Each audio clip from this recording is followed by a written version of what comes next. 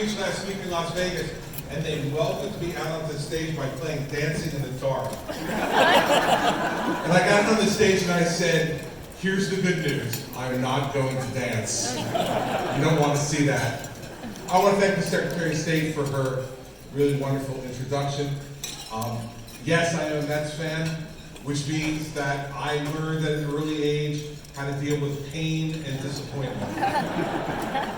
I never understand why Yankee fans are angry at Met fans. What did we do? You've won 28 World Series, we've won 2.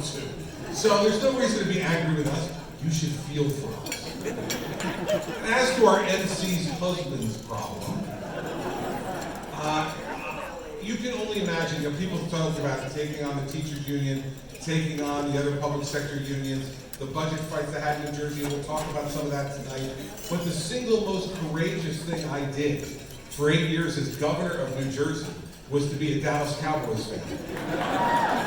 Think about this now. Half of my state, the northern half, is in the New York media market, and they are mostly New York Giants fans. The southern half of my state is in the Philadelphia media market, and they are mostly Philadelphia Eagles fans. And so the one thing that brought all of them together was hating who I rooted for in football. But what I'll tell you is that it also tells you, I think, a little bit about who I am. When I decided to run for governor, you get political consultants and they sit at the table and they ask you all those questions they have to ask you. And some of them are sensitive and personal, and then some of them are just kind of check the box kind of questions like, what teams do you root for? And I said, well, I root for the Mets in baseball, and none of them looked up and they were writing down. I root for the New York Rangers in hockey, okay. I root for the New York Knicks in basketball, okay. And I said, I root for the Dallas Cowboys. They went, no, sir, you can't root for the Cowboys here. And I'm like, no, it's not like, it's a state of being. I am a Cowboys fan, and so I have to root for the Cowboys. And I can tell you that it got me in more trouble than anything I ever said or did from a policy perspective in my 8 years as governor, was rooting for the Dallas Cowboys. But I still am, and we did beat the Seahawks in the playoffs last year. So, sorry I was there. She said you had to go there. Hey, you brought it up. I had no intention of going there. There were 2 reasons why I said yes when the Washington Policy Center invited me. Reason number 1 is that I firmly believe that the only way towards progress in any state or in our country is a thoughtful examination and discussion of the ideas that will move our country forward. We're much too We spend too much time right now, in my opinion, on personality, and too little time on where people are on the issues and where they are on the issues makes sense and will move us forward and is consistent with the values that we have as a country. The work that's done by the Washington Policy Center is an example for the rest of the country about how to do a thoughtful, careful, meticulous job of advocating for issues that make sense. So when groups like this ask me to come and speak, no matter how far away it is from New Jersey, I am happy to come. So thank you for inviting me, and thank you for your work.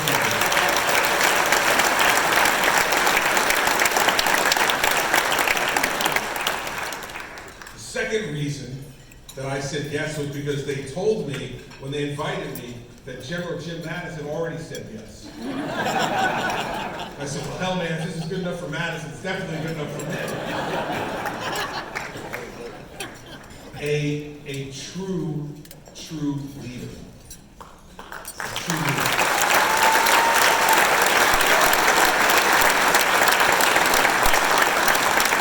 And for those of us who have the opportunity to lead under difficult circumstances, and we see others who have done the same under very difficult circumstances, those are people that you want to spend as much time with as you possibly can, because when you do, it always makes you better. And I got a chance to spend some time with General Mattis tonight after we get done smiling for lots of pictures together. And that conversation alone has made me a better leader just in the 20 minutes that we spent together. So thanks for spending that time with me tonight, General. I appreciate it very much.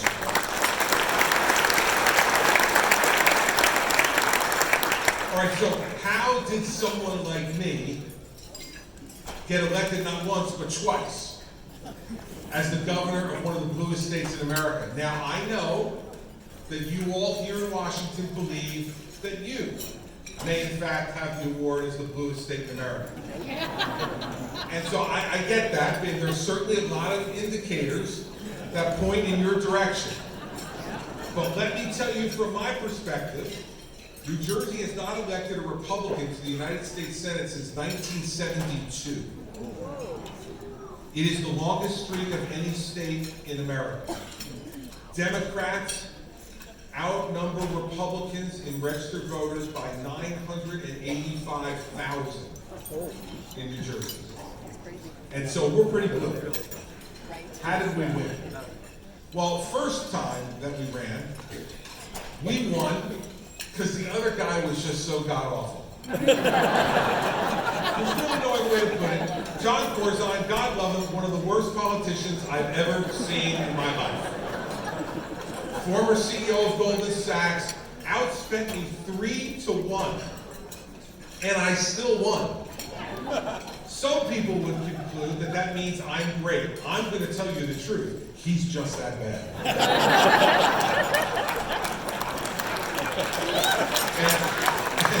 And that's how I won.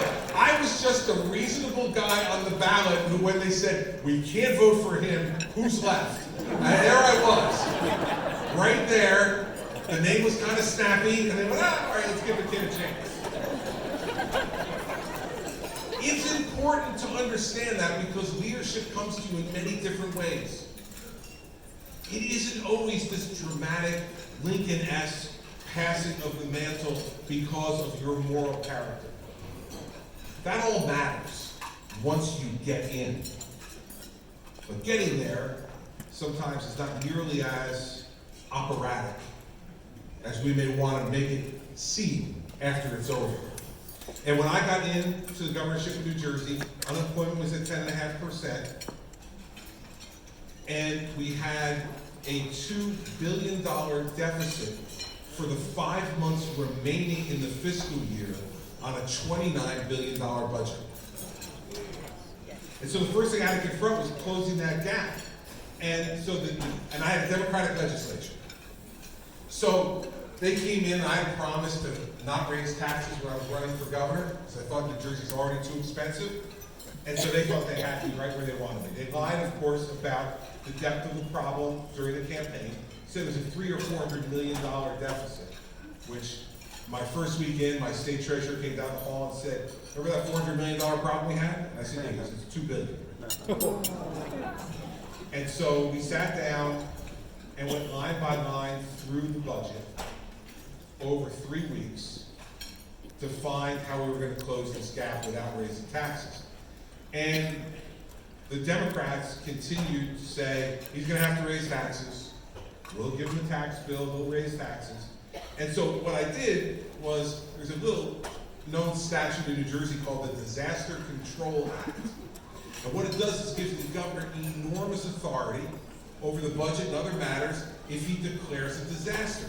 Now, the people who wrote that were talking about something like Sandy, but they didn't say natural disaster. And I said to my lawyers, this looks like a disaster to me, man. How you define it? This is a disaster to me. And what that would permit me to do is to cut $2 billion in spending by executive order without the permission of the legislature. So I didn't tell them I was going to do it. I asked the Senate President and the Speaker for an opportunity to address the budget crisis before the legislature. They said sure, because they thought I was coming down there to propose a tax increase to close the gap. So apparently the custom before I became governor was that the governor would give the Senate President and the Speaker a copy of his speech before he gave it, and then they would leak it. And take all the thunder away from the governor. So the staff of the two people, the Speaker and the Senate President, about 2 hours before the speech, called down to say, where are our copies of the speech?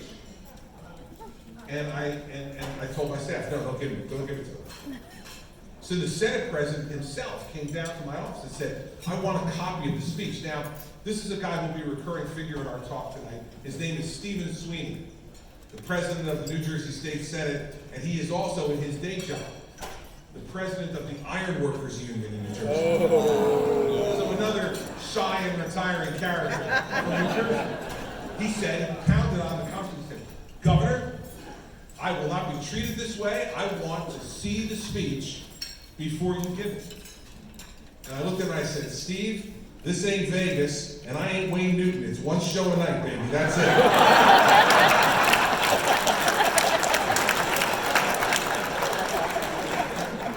And he just, to Steve's credit, he just burst out laughing. He said, okay, all right, I'll see you when you get down there. He walked out. So I'll summarize what was a 35-minute speech in 30 seconds. I said to them, you created this huge problem. You lied to the people of New Jersey about it. You lied to me about it. Then you dumped it in my lap and forced me to try to raise taxes. Here is a list of the $2 billion in cuts that I have just instituted by executive order.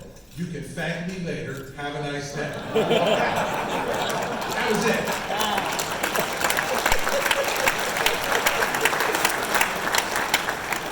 Well, the aftermath of that speech on the floor of the state legislature, the Senate President said awful stuff. You know, this is not a dictatorship. This is a democracy. He compared me to like Genghis Khan and Napoleon, Julius Caesar, all those great leaders of the past that I admire so much. And I read that in the paper that morning, and as coincidence would have it, we pulled up together to the State House the next day. I got out of my SUV, he got out of his, and we're walking in the back door of the State House. I said, hey, Steve, I read that stuff that you said about me in the paper this morning. And he said, uh-huh. And I said, and you know what? You convinced me. Here's what I'm going to do. I'm going to revoke the executive order, and I'm going to make you find the $2 billion to cut, rather than me. And this will tell you everything you need to know about politics in New Jersey.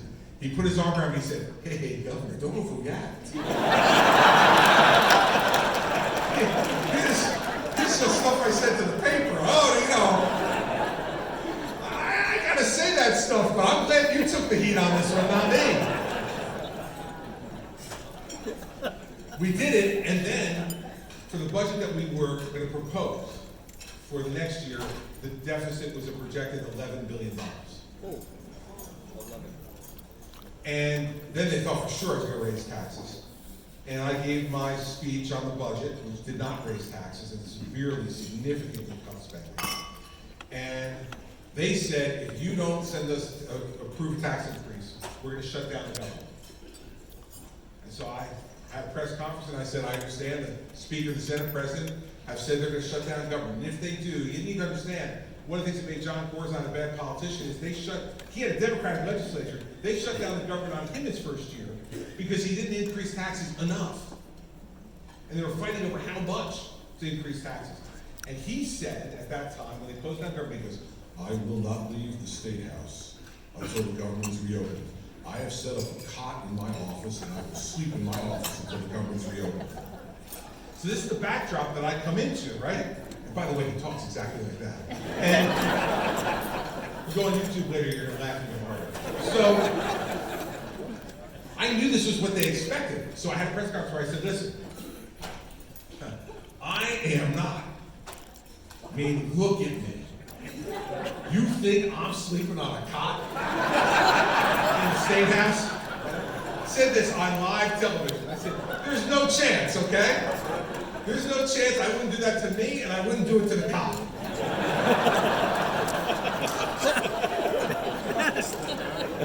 So I said, here's what we're going to do.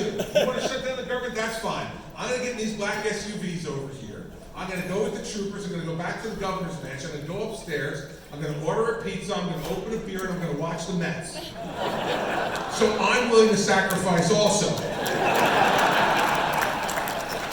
And when you reopen the government, call me, and I'll come back and run it again. But until that time, I'm not coming back. Hell, I'm not sleeping in some cot in the State House. Come on. Well, what eventually happened was they approved that budget. Democrats approved that budget. Now, I don't say that for partisan reasons. I say that to let you know that strength of purpose doesn't create conflict if you do it in the right spirit. It forces compromise. Strength of character forces compromise if you approach it with a willing spirit. And that would be the theme of everything that I did in New Jersey over the 8 years. Because that Democratic legislature was there for all 8 of my years. And whether it was pension reform that saved $120 billion over the next 30 years by just saying that instead of 5% of salary, that public employees had to contribute 7% of salary, and that they no longer get an automatic cost of living adjustment on their pension. Those 2 reforms saved $120 billion for our state in 30 years, and a Democratic legislature approved it.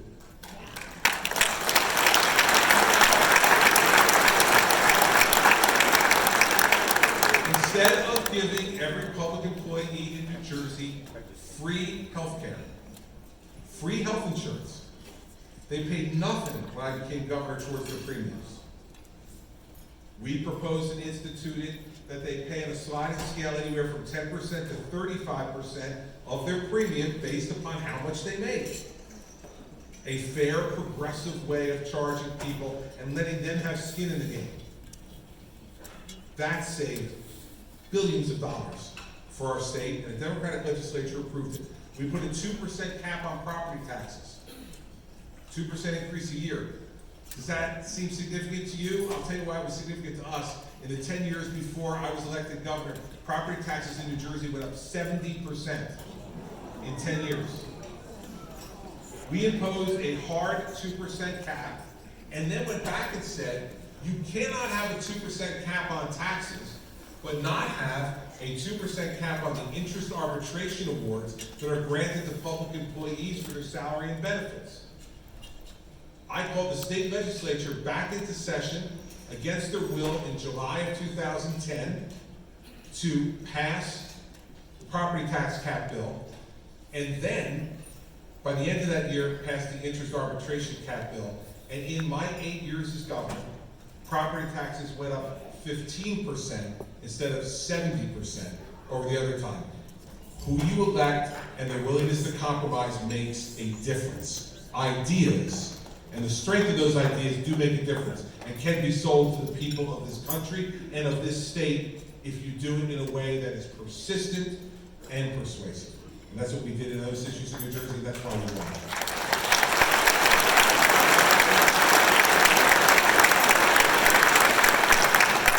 Someone mentioned my relationship with the teachers union.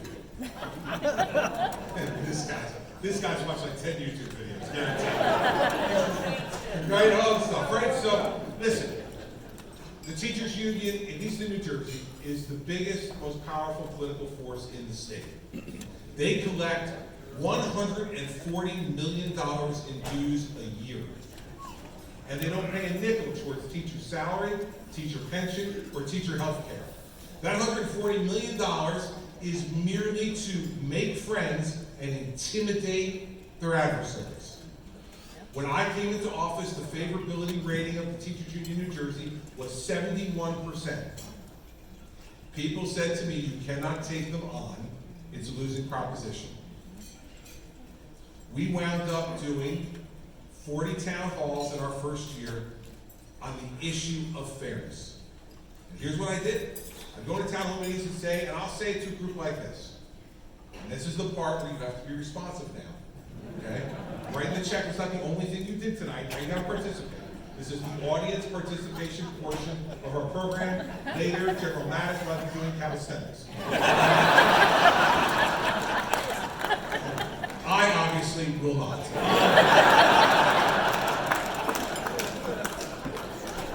How many people in this audience After 3 years on your job, we're guaranteed that job for the rest of your life. Raise your hand. 1, 2, out of 1,203, out of 1,250. Okay, 4, 5. It's a landslide. I say to people, how many people in this audience, after 20 years of service in their job, were guaranteed 70% of their salary for the rest of their lives? How many of you in this audience were guaranteed to have free health insurance for you and your family from the day you entered your job until the day you die? Okay? We got 3 there. We got a similar type of response at every town hall in New Jersey. And I said, that's exactly right. Because that's what the teachers union has negotiated for their members. That's what your elected representatives have given away on your behalf. You're paying for it. And it is no longer affordable. This is not a criticism of teachers.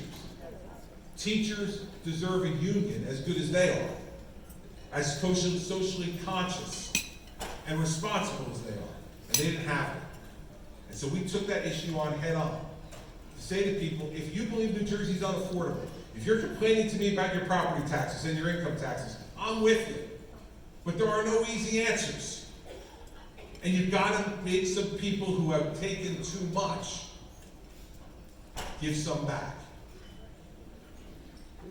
This, in the middle of a budget crisis, was a persuasive argument. When you added to it, that I went to the teachers union and said, would you, for just 1 year, pay 1.5% of your premiums for your health insurance to get us through this budget crisis? And the response from the teachers union in the press statement was, the governor has lost his mind. So I went out and said, okay, we have our school budgets are voted on in the spring in New Jersey. So I went out and said, I'm voting against my school budget, and I want every person in New Jersey to vote against their school budget, also to send a signal to the teachers union that we're not going to take it anymore. I came back and I'm a very smart chief of staff, Princeton graduate, former corporate executive, calm, serene guy. It's the only time in the entire time he served me that I walked into my office after an event and he was waiting in my office for me. And he looked at me and he said, so, we're voting against the school budgets. And I said, yeah. He said, might have been something we wanted to talk about. And I said, no, it'll be fine. He said, do you know that 76% of the school budgets pass every year on average over the last 10 years? And the school elections are in 2 weeks. And I said, oh, we got some work to do. We went out and held town hall meetings every day for the next 14 days. And on election night, 63% of the budgets in New Jersey failed.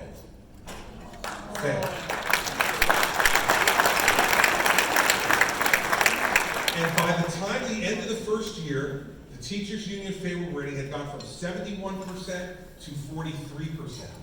Whoa. Now, I don't want any applause for their favorability rating going down. Their conduct earned them their favorability rating going down. I just pointed it out. And the fact is that helped to level the playing field. It didn't give me an advantage, it just leveled the playing field. They had $140 million, and let me tell you how they spent it. You heard Chris Christie's an enemy of public education. Chris Christie launched the biggest attack on publication in New Jersey history. We, in fact, were driving down the Garden State Parkway one day, heading down to the beach, and there was a big billboard in the Garden State Parkway. My children were in the car, and it was a picture of me, and it said, Chris Christie hates children. So my 11-year-old son, Patrick, looked at me and said, hey, did you see that billboard, Dad? And I said, yeah, and he goes, your people should get better pictures of you.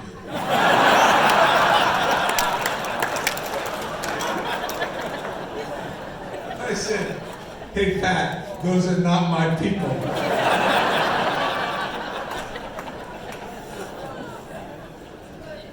It got so bad that the head of the Bergen County, our largest county in the state, most populous counties, teachers union, sent out an email to his membership, which unfortunately for him, one of them disagreed with and leave, where he urged members to pray for my death. And when this came out, the president of the statewide teachers union knew that she finally had a real problem on her hands. So she asked to come over to speak to me. So I said, sure. So she came over, and she was in there with my chief of staff and I, you know, the congenial quiet one. And we sat there, and she said to me, Governor, I want to apologize. That was an awful thing to have been done. We don't countenance that kind of stuff. And I said, thank you. I said, I appreciate that. I said, you're firing him, right? I said, oh, no, we're not going to fire him. And I said, well, I mean, you can't allow somebody who's praying for the death of the duly elected governor to say, employed. They got to be fired. And she said, no, we're not firing him. And I said, well, if this guy over here, my chief of staff, had sent out an email praying for your death, there'd be 10,000 teachers on the front steps of the State House demanding his firing, and you know what? They'd be late, because I would have already fired him. I said, you're not firing him. And she said, no. And I said, then your apology's not accepted. And I stood up from my desk. She said, well, we have some issues to discuss. And I said, well, I don't know who you're discussing with. I said, because the guy back here is supposed to be dead.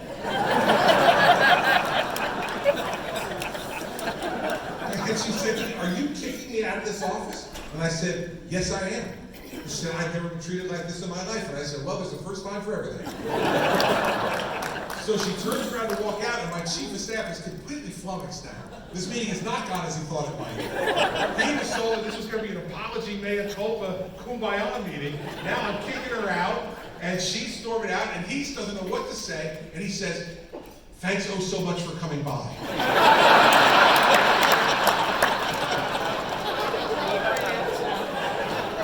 The door closes, and I look at him and I say, thanks oh so much for coming by.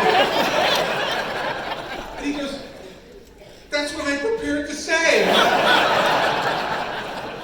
Things went a little off the rails, Rich. What can I tell you? The point of all this is, remember something. Politics and public life is still at its core a human endeavor. We're frail human beings on both sides of things. Sometimes you're going to have good days, some days you're not. Some days you're going to be on your game and really delivering as a leader, and other days you're going to fall back a little bit. That's why the ideas are so important. The ideas are constant. The ideas are the muscle that holds this democracy together. And then when people of goodwill and good character ascend to leadership, then that becomes a body politic that's the envy of the world.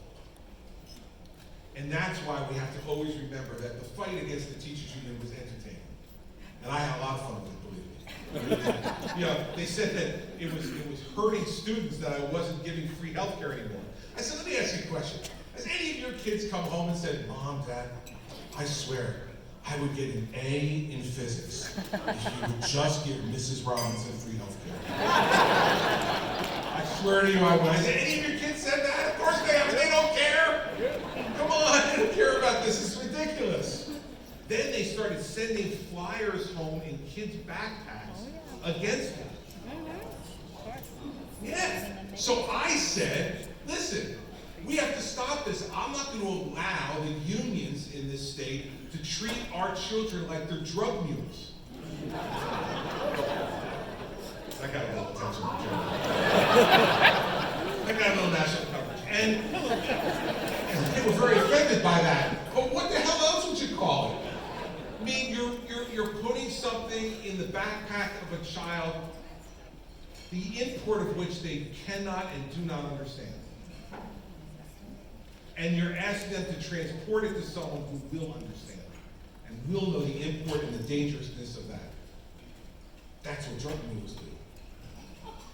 We need to call these things what they are. At the end of the day, it's not about being negative or nasty or angry. It's about being direct. But to have that honesty, that bluntness, be geared toward ultimately reaching agreement, not just argument for the sake of argument. Argument for the sake of argument is where we are in this country right now.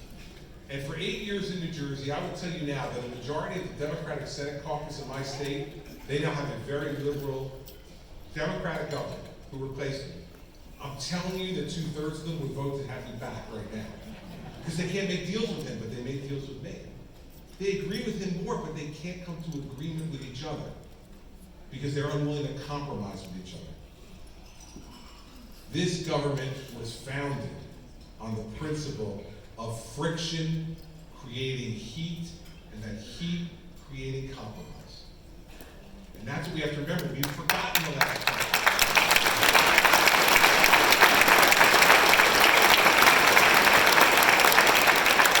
So the success we had in New Jersey over 8 years was because of that. And did we have fun while we were doing it? You bet we did. They didn't pay me enough not to have fun. You have to enjoy this too and not take yourself too seriously. And understand that you need to be a real person that people can relate to. Be yourself. I got the greatest advice from my mom, who's now gone for 15 years and never lived to see me become governor. But the advice she gave me as a young person applied every day to my governorship. She used to say to me, Christopher.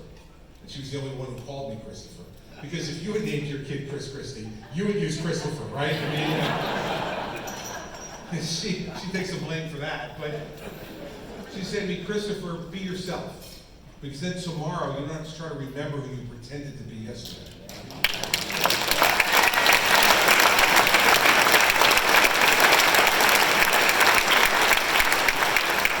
Which brings us briefly to the subject of the 2020 presidential election. In some respects, I wish some of these people would pretend to be somebody else, to tell you the truth. Anybody who tells you right now that they have any idea what's going to happen in a year and 2 weeks is lying to you.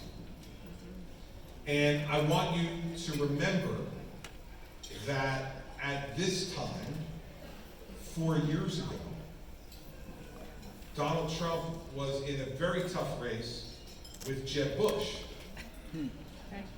And then in December was in a very tough race with me. And then in January was in a tough race with Ted Cruz. And then in February was in a tough race with Marco Rubio. And then in March was in a tough race with John Kasich. It changed monthly. You don't know what's going to happen right now. But here's a few things I'll observe.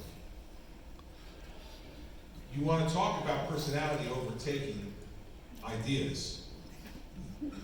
That's a very dangerous place for us to be right now, in my opinion. Because some of the ideas that are being talked about on both sides of this race have enormous consequence for this country's future. And we better listen to them. I'll give you one example on each side. The president 2 weeks ago pulled out of Syria. Now, whether you agree or disagree with that, I disagree. But whether you agree or disagree, I want you to remember something. He promised that during the campaign. He said he was going to do it.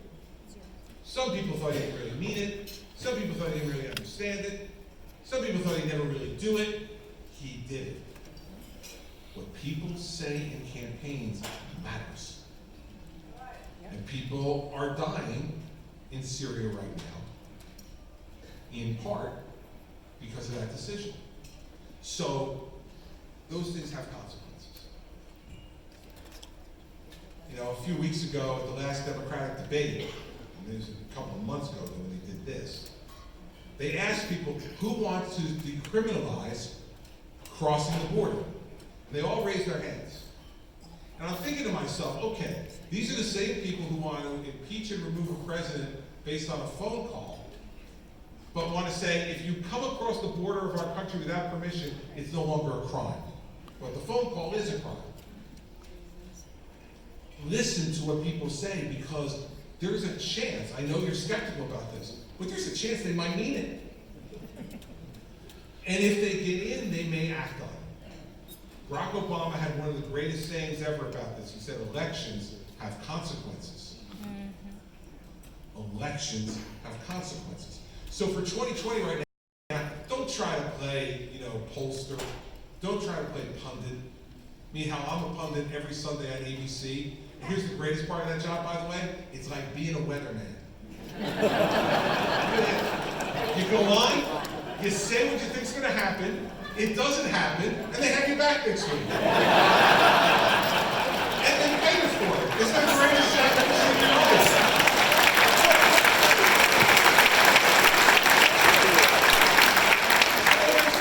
Don't waste your time doing that.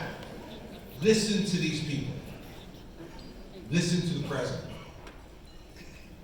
Listen to him and listen to the men and women who are standing on that stage in the Democratic debate. Listen to what they're saying. Get away from who looks better, who acted better, who stumbled over their words, who looked older, who looked younger. I mean, all that garbage. Listen to what they're saying. That's our responsibility now. So anything I can tell you about the 2020 election now will be wrong, maybe within 48 hours. Could be, definitely will be wrong within 48 days. So I'm not going to waste your time on that. I want you to understand that Syria happened because the president said he'd do it. It took him 3 years, but he did it. And if they say on the other side they want Medicare for all, and they're willing to wipe out the entire private medical insurance business in this country, whether you agree with that or not, they may mean it. And you need to figure out whether you're okay with that or not. Listen, I'll end with this. My favorite founder is not Washington, and it's not Jefferson, it's not Franklin, and despite the really cool musical, it's not Hamilton. My favorite founder is John Adams. And some people say that I like Adams the most because he was overweight and ornery.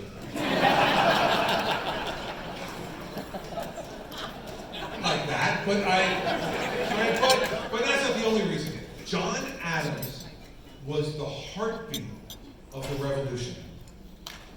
He was the heartbeat of the revolution. When everyone else wanted to defer to the king, Adams stood and fought. Adams was the voice, the heartbeat of liberty, of freedom in this country. Adams was willing to be unpopular for the ideas that he believed in, and he fought for them long enough that they eventually became popular in the policy of this country. In fact, the foundation of this country. Now, when Adams was near death, 50 years after the Declaration of Independence, and you all remember that the two biggest antagonists of the revolution, Adams and Jefferson, were the founders who lived the longest, and they died on the same day, the 4th of July, 1826, 50 years after they signed.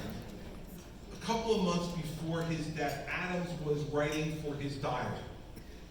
Abigail Adams had already died, and I will tell you, if you're looking for something to understand what real sacrifice means, read the book with the letters of Abigail and John Adams to each other during all those times. And you'll know for sure that she was as much a founding father as any of the rest of them.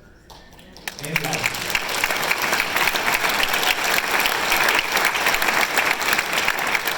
Adams wrote this in his diary. He wrote it for posterity because he was worried about the future of this country he had helped to found. And this is what he wrote. He wrote it for posterity. He wrote it for us. He said, "You shall never know the sacrifices that were made to secure for you your liberty. I pray you make a good use of it. For if you do not, I shall repent in heaven for ever having made the sacrifice at all."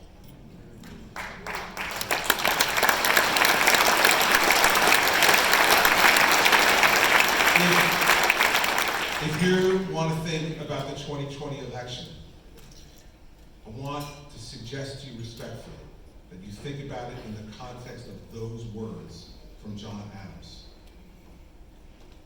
You shall never know the sacrifices that were made to secure for you your liberty. I pray you make a good use of it. If Adams was watching us now, and I'm confident he is he preparing to celebrate or to repent?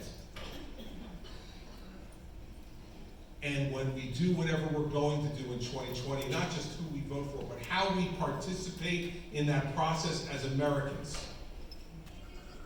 think about John Adams and whether, given the sacrifices he made and his wife made to establish this extraordinary country, whether they are celebrating or repenting in heaven for how we're conducting ourselves as the freest, wealthiest, most powerful, most prosperous people the earth has ever seen. This is still the greatest country the world has ever known. And it is now us who are going to be judged on what our stewardship looked like. Not only by Adams from heaven, but from our children and grandchildren here on earth. I don't want to be judged as someone who sat on the sidelines and was unwilling to take risk and to try to make things happen to make our country greater.